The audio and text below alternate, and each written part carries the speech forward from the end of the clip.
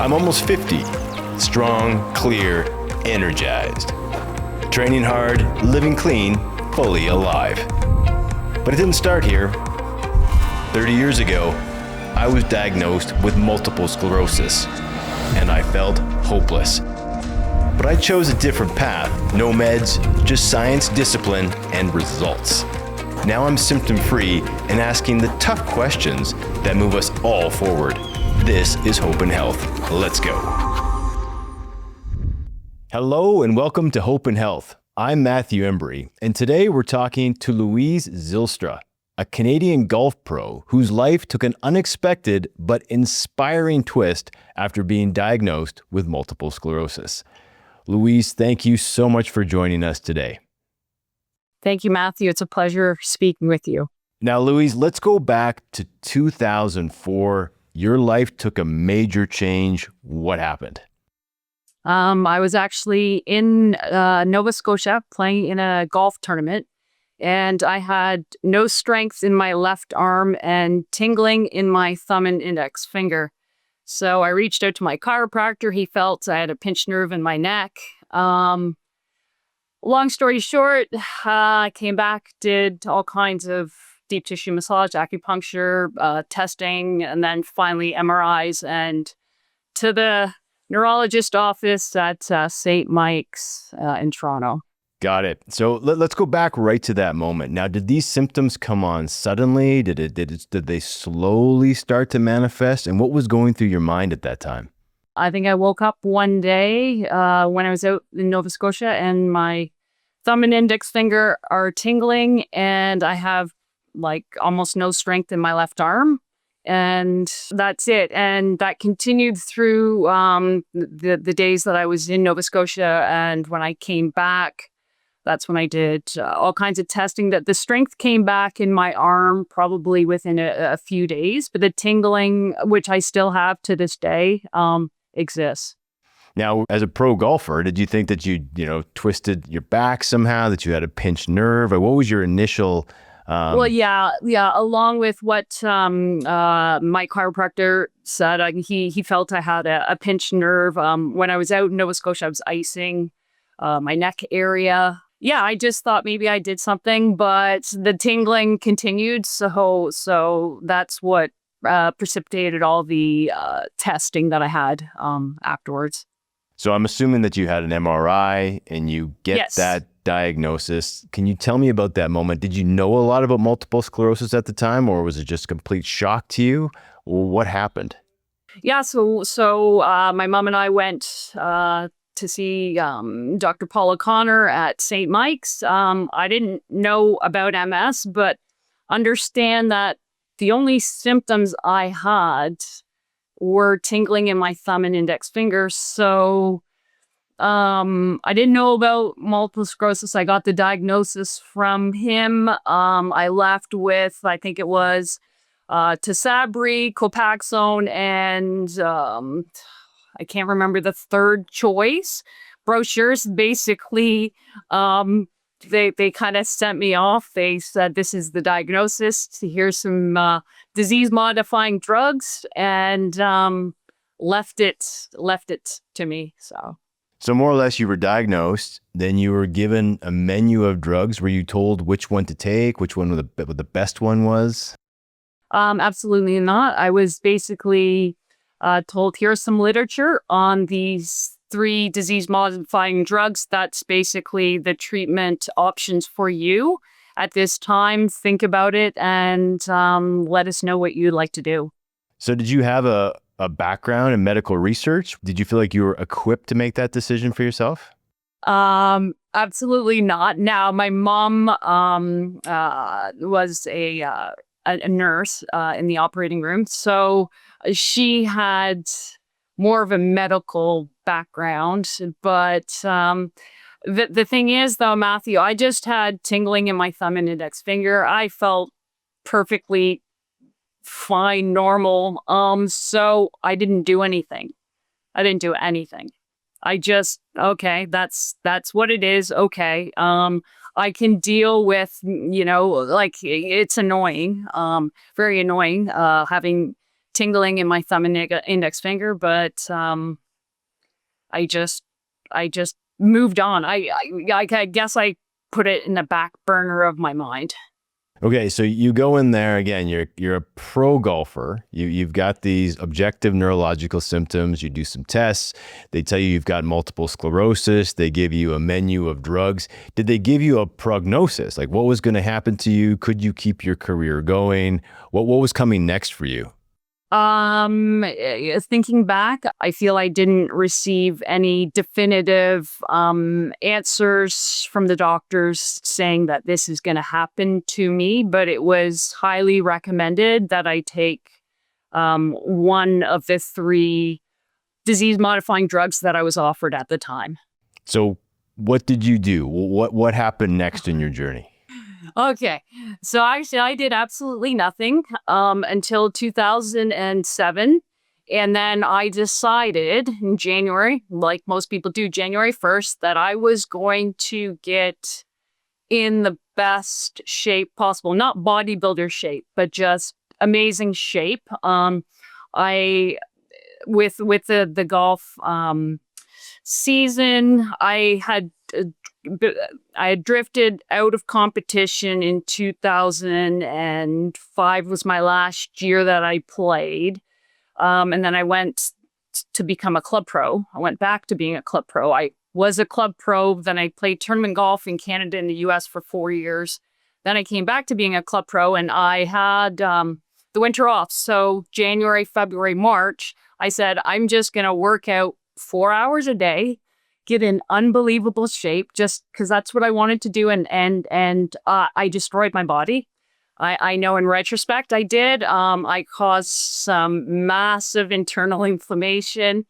My body went absolutely haywire. It was kind of like I was almost internally electrocuted, tingling all over, and I could hardly walk or it was just an awful situation. And it gave me my first wake up call. And so I'm like, my family doctor, nobody can give me any help. So I researched and I found Dr. Mark Friedman in Ottawa.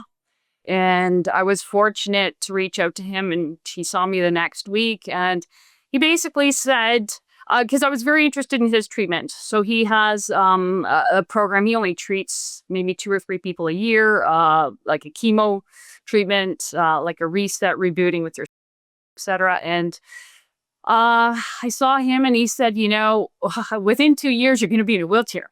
And I said, no. I said, you've got to help me. And he said, well, I can't help you, but there are some doctors in Israel that I will be seeing in a few months, and I will speak to them to see if they'll see you. And okay, so I'm just going to stop you right there and just kind of back up for a minute for our audience who may have got lost a little bit there. Okay, sorry. No problem. So I mean, you've had this diagnosis. You go into a mega workout routine. Yes. Did you change your nutrition at that time? No. So the excessive working out seems to aggravate your symptoms, cause some more problems. And for our audience who don't know who Dr. Mark Friedman is, he's a Canadian neurologist who was at the forefront really in this country on HSC, which is a transplant for people with multiple sclerosis, meaning your entire immune system gets wiped out with chemotherapy and you're more or less rebooted with a new immune system. The results of HSC are fantastic. People have done really well all over the world with this. You went to talk to him, but I'm assuming that you didn't fit the criteria for that in Canada. Yes, he has, he only treats, like I said, maybe 2 or 3 people. You're there for a year in Ottawa having his treatment. And he did not feel that it would be, he basically just said, I can't help you based on what I see, but let me circle back and see if I could find someone else that can. Okay, now before we go down that road, which I'm really excited to learn what happened here, I just want to make clear to the people watching this, especially people who have multiple sclerosis, if you are interested in HAE, there are specific criteria you need to meet to have that. And that criteria is different in different countries. So in Canada, you may not have fit that at that time. But what I love about your story is you didn't stop. Yeah, you can't stop. You can't until you find it.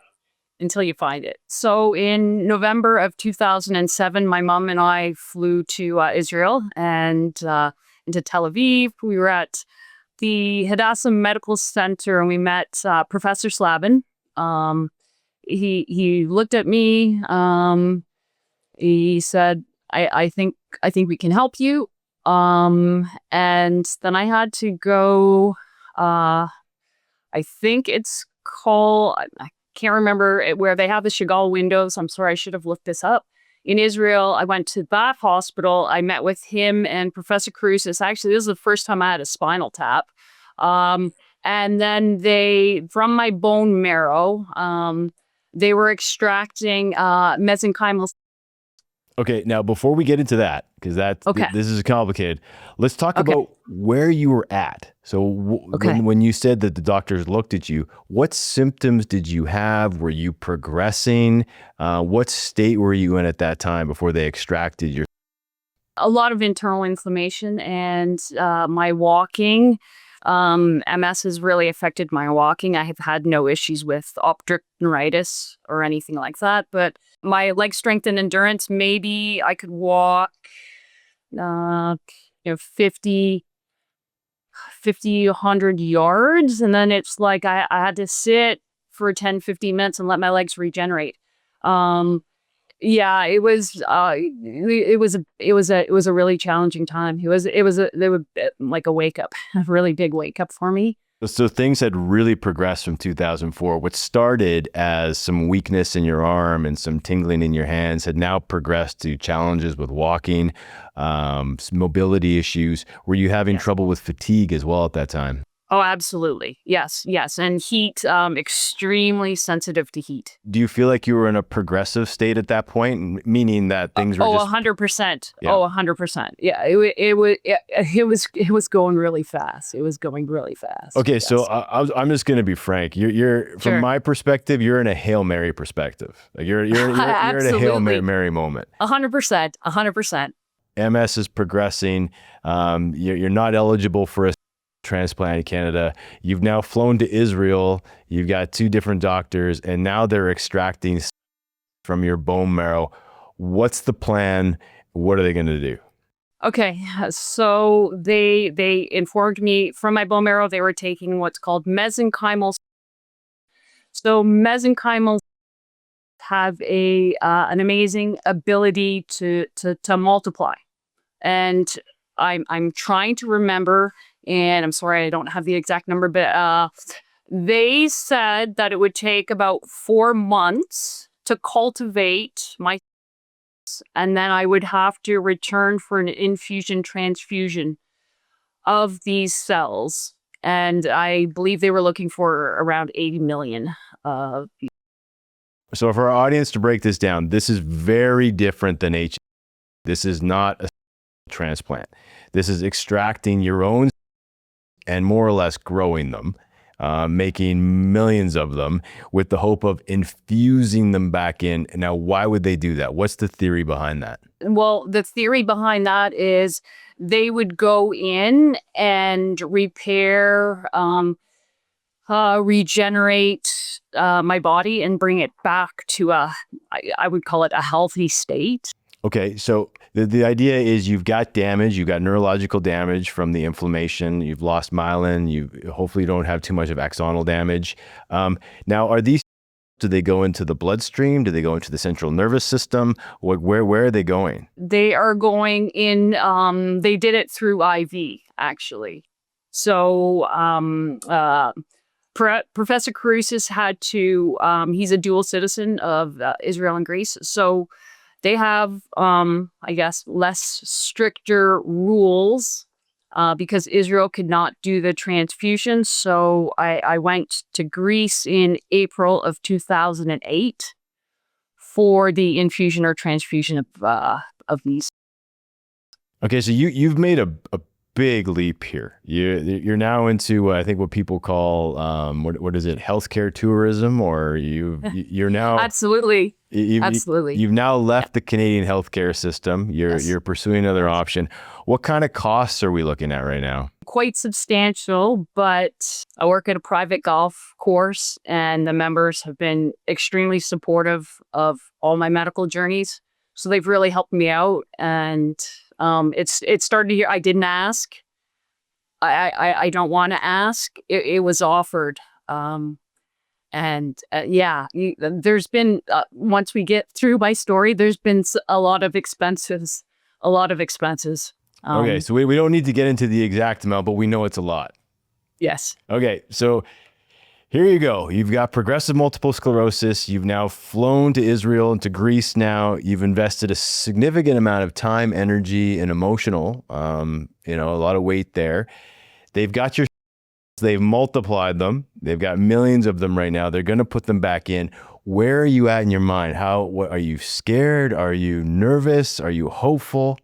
Hopeful, 100%. I'm excited, actually. Not when I think back, it was neat, but it's just the science behind it was okay. This could really, really help. This could be it. So now, did your mom go with you at that time? Of course, yeah. She loved the opportunity to travel. So okay, so this is the family is there. I'm setting the stage. You're in Greece. The infusion happens. Tell us about it. Laying in a hospital bed, just it was nice that Professor Cruces was there to do the infusion, so I felt I guess safe. They were quite confident and hopeful that this would help me.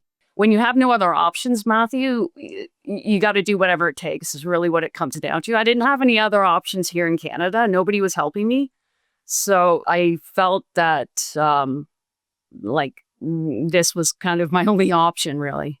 Okay. So, I mean, this, again, from someone from Canada, I mean, this is a lot of people watching right now. This is a massive risk, like massive. What happened? What do you start feeling? I start feeling great within probably a week or two, for sure. Yeah.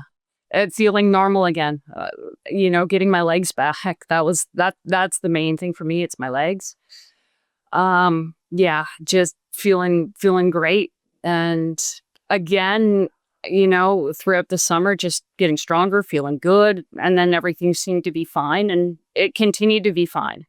Everything seemed to continued to be fine. And then, so that's 2008, 2009. And then I feel that I'm quite researched in MS and kind of what's going on. And I hear about CCSVI, and again, I was doing really well, and I looked into it. So I went to a clinic in Barrie and had my veins scanned. That was the initial process. I remember doing that. And they could not tell me definitively if things were blocked, but it did indicate that there was some blockage. So I didn't go to Italy, but I went to Poland. Okay, so I'm gonna stop you right there, because this is again, your journey has taken yet another twist, and I want to catch up our audience. What's happening here? So you diagnosed 2004. By 2008, you have an infusion of your own. The infusion of the seems to stop the progression and also reverse some of the symptoms. Is that correct? Is that 100%. Fair? Yes, so 100%. What are you back to mobility-wise at this stage? Pretty much, I'm going to say normal. Every day, you wouldn't know it. You wouldn't know it. So absolutely fantastic. You go to Greece, you get this, infused back into your body, and you've had an incredible turnaround. Okay. Then, as things progress in the world, there was the discovery of CCSVI, which is chronic cerebral venous insufficiency syndrome, which more or less just means blocked veins or the blood isn't flowing properly out of your brain into the rest of your body. In your case, when they found the blockage, what did they do? It was interesting because I was there with other individuals with MS. Nobody from Canada, but they were having the treatment at the same time. And I just remember, it was an operation. It's a minor, like the stent, like it's metal, but it's so minor it doesn't affect MRI machines or anything. So they just put a stent in, gave me a card, laminated card that I have, and then kind of sent me on my way. Okay, but now I'm going to back up a little bit. Where did you have to go to have this treatment done? And were you experiencing symptoms, or were you relatively stable at that time and you did it for more preventative reasons? I would say I was relatively, this is 2010, relatively stable. Again, just tingling in my thumb and index finger on my left hand. I guess I was just doing it to just maintain wellness, and I thought that it couldn't hurt. And so I remember trying to find where I could go, and Poland just seemed like kind of a match or the place to go. So I chose to go there. Now, also in my journey, and I've shared this publicly, I also went to Poland. I believe I went there in 2000. I think I went there in 2010 as well. And that's right when I had 100% blockage in one of my veins and I think 25% blockage in the other. My jugular veins were blocked. I didn't have the stent. I had the venoplasty. And also in my case, I was relatively, I was stable. But I did notice differences. I mean, that night after I had my procedure, the dreams I had were unbelievable, like unbelievable vivid dreams. The amount of energy that I had. I also had other symptoms, a dramatic reduction in nosebleeds for me that happened, which would make sense. Absolutely. If there's blockages and the blood's not draining properly, the blood's got to get out somehow. Yes, of course. Yeah. So did you experience any changes as well? Yeah, you know what? Not like what you mentioned. I think I just felt good about it. It was interesting though. I was in a room with, I remember, like 3 or 4 girls, and I wanted to have a stent as opposed to the balloon angioplasty because I felt like it wouldn't stay there, like it would always be there, and there wouldn't be the chance for things to close up. So I was happy because one of the girls didn't feel that she needed any stenting. So she was a little disappointed. So that is a problem and continues today. Many of the patients who did have the venoplasty, their veins did close up again. And that has led to the controversy for me, it's controversial that this is controversial.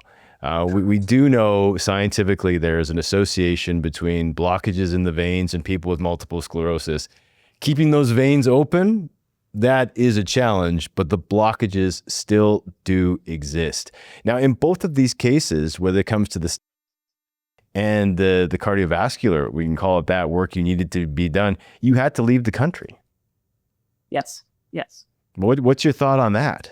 I have 2 sides to the Canadian healthcare system. There's some unbelievably amazing doctors out there. It is a good system. I'm thankful that it's technically free, but with it comes a lot of challenges in this sense. Appointment times, what you can get done. So there's 2 sides. So again, it was just, I have no other option for this treatment, and I was very interested in it because it totally made sense to me. So you do what you have to do, right? In MS, I've learned you do what you have to do. That's exactly right. And it sounds like in your journey, you kept going. So 2008, infusion, 2010, CCSVI. Yes. Where do things go from there? Okay, so I start to have maybe just like tiny issues with my leg strength and endurance. And some issues with my bladder. I have basically an overactive bladder that's spasms 24/7. And again, I've tried everything. We can get into that a little later too. But so this is 2010. I feel I'm, you know, 1 or 2%, like my leg strength is decreasing. Maybe, well, you'd say maybe 0.5% every month if you want to quantify that. And so that continues, but then, nothing major, just a tiny, like tiny decline. Okay. 2011, 2012, 2013. And then I turned 40 in 2014 and I say, you know what? I got to change my diet. Okay. So I do, I don't know if I can't remember if they introduced me to Dr. Walls, but I would, prior to 2014, I would call it the standard North American diet. Um, I was an athlete. I'm a golf pro. I'm working at a golf course. I'm generally in relatively good shape. I was playing golf. Right. So it wasn't horrific, but I made the change and it was awesome. It was great. I've loved it.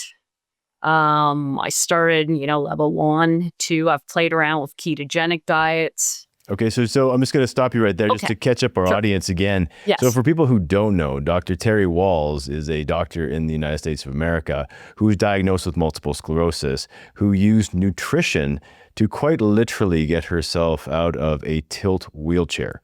And she created the Walls Protocol.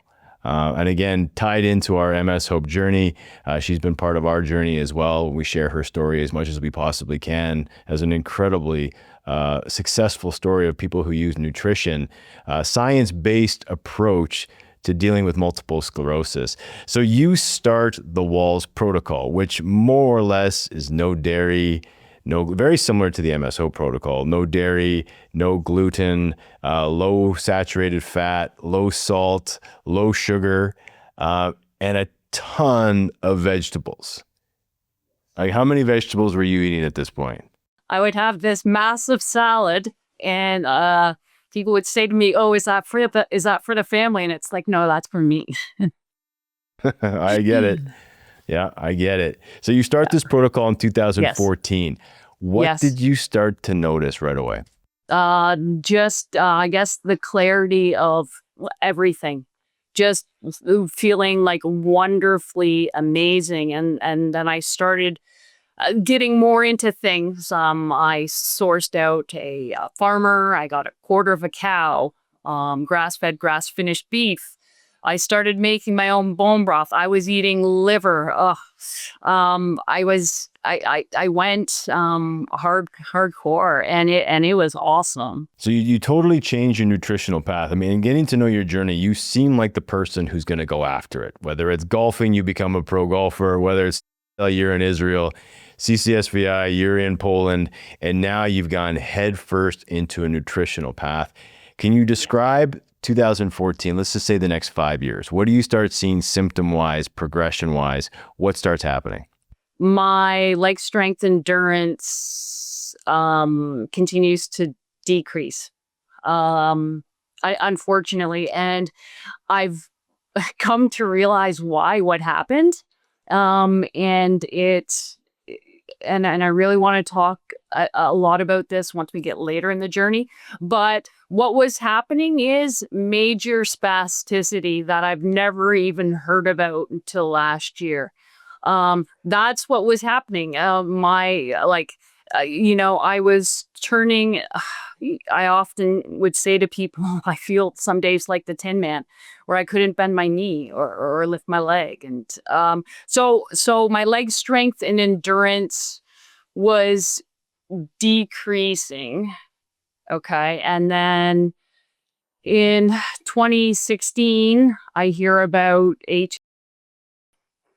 hematopoietic transplant. So I went to Puebla, Dr. Ruiz, in Mexico for a month and had the hematopoietic transplant. Okay, now to catch people up again, you've really left no stone unturned when it comes to multiple sclerosis. So if you, and H is a very, very powerful treatment for people with multiple sclerosis. Your immune system is more or less wiped out with chemo.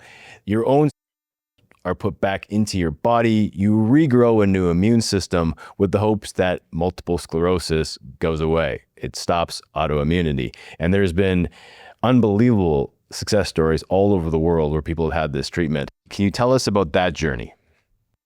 Yeah, so November again, I'm in Ontario, so the golf season ends in November, starts back in April.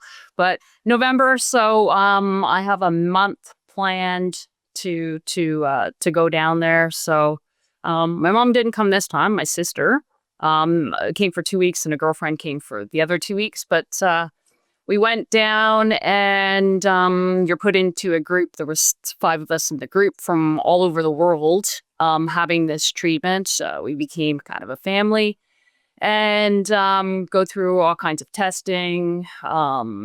Chemotherapy, I didn't enjoy that process, but and then a rebirth or a reset with her. Wow. So you go through, so for people who don't know, it's a very dramatic process. I mean, the chemotherapy can be very, very challenging for people. I've actually been down there. I spent, I think almost a week with people there at that facility you were in. It's a beautiful facility. For people who have stereotypes about some medical tourism, it's not what you think. It's a really well done institution, and the doctors there are really, competent in my opinion, and do a great job. You're with a group of other people with multiple sclerosis from all over the world, so there is a really interesting community that unfolds there. You get the transplant. What happened to your symptoms? How did you feel? What went on from there? I guess after the transfusion, you feel kind of energized, maybe alive. They call it a rebirth. We celebrated our first birthday. Yeah, so I felt good. I did feel really good. I did maintain while I was there the healthy eating, very important to me. And but unfortunately, I just spasticity was really affecting and challenging my legs. So it was, again, just a little slow. I just seem since, 2010, just kind of like this tiny, slow, gradual decrease in the distance that I could walk, the ability for me to bend my knee, lift my foot when I walked. Just a slow decline. So where are things today for you today? Well, how are you feeling today? What's going on? All right. I work at a private golf course, and people are always telling me, "Hey, Louise, did you hear about this? Do you know about this?" And then one of the members said to me that they had a friend who had seen this doctor out in Victoria, British Columbia, doing something called cryoneurolysis. Basically, what it is it's a treatment to improve somebody's ability to move using ice blocks or ice balls, targeting the nerve fibers that are causing spasticity. Okay, so it's quite involved. So basically, I have been, over the last number of years, going for my yearly appointment to St. Mike's to see my neurologist. And I'm like, my leg strength and endurance, I'm walking like the Tin Man, is horrific. And it's like, I'm going to be wheelchair bound pretty soon. Okay. So going back 4 or 5 years ago, I see them. I see the physiotherapist at St. Mike's, and they offer me braces. I have 2 different braces to address foot drop, but nobody has ever mentioned spasticity to me. Nobody. Okay, which is an absolute shock, and I feel like I'm quite researched in the field of MS. But I have seen Dr. Paul Winston at the Victoria General Hospital a number of times since my initial appointment in August 2024 for cryoneurolysis, and I can bend my knee. I can almost walk, not perfectly yet. I'm getting close, but it has been an absolute 180 and the most incredibly effective treatment on a visual side. From what I can tell, you're doing great. You're doing so many things. What's the program look like today?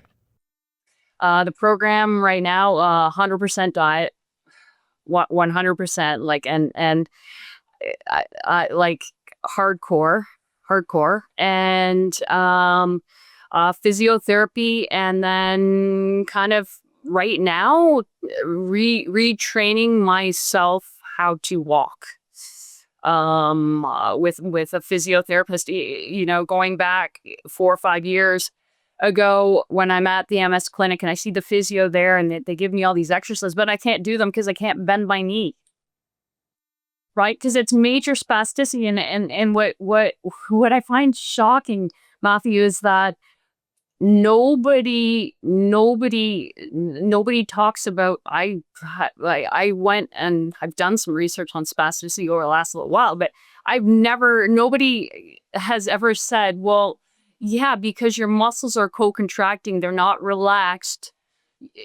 That's why you can't do what you're doing. When I saw Dr. Winston in January of this year, and the next day I'm lying in my bed. I'm in Victoria still, and I don't know what prompted me to do this, but I said I'm like, I'm gonna do a single leg raise. So I'm lying on my back. I do a single leg raise, my right leg.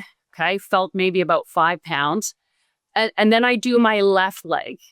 And it felt like about 4 pounds, and my left leg is the leg that challenges me. And I said, I can't understand this. So I thankfully I have Dr. Winston's cell phone number. So I texted him and I said, can you please make me understand in English what's happening? And he basically said, so your muscles are co-contracting, so they're fighting against each other and fighting against gravity. So that's why you can't move it, but we've relaxed them.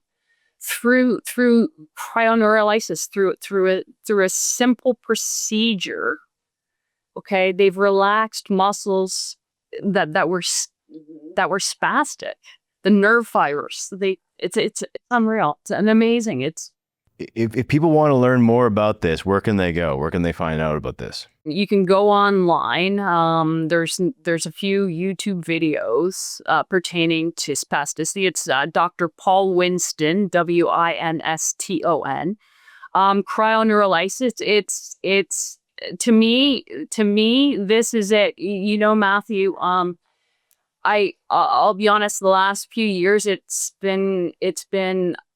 You know, it is what it is. I've just kind of accepted that there's been a slow, steady, and I'll be honest, the wheelchair was coming pretty fast, and this has been like a serious game changer for me, like in an unbelievable way. And I feel just so disappointed that nobody ever said, well, you're spastic. I stretch. I've stretched all my life. I have very, very good flexibility, right? But it's like, if you can't do it, you just can't do it. And I just couldn't do it. Like some of the exercises I've been given, I haven't been able to do them. Now I can. Now I can. Last question for you. Golfing. Yes. Are you still golfing? Okay. So in 2019 was the last year I played golf. My choice. But the thing is when you play, I kind of like the highest level. To kind of go out there, I do feel a little uncoordinated and not having the leg strength in my legs. So no, I have chosen not to. But you could golf if you wanted to. Correct. Okay. Correct. That's a big difference between winning the Canadian Pro League versus you still can golf. The work you've done has kept you going. Sure, absolutely. Well, fantastic, Louise. Thank you so much for sharing your journey, and we wish you nothing but the best as you continue to keep after your health. Thank you. Thank you so much, Matthew. And we appreciate everything that you do for the MS community. Thank you. Thanks for joining us. Hope and Health is made possible through generous donations. To learn more or support the show, visit mshope.com, where you'll find free science-based resources.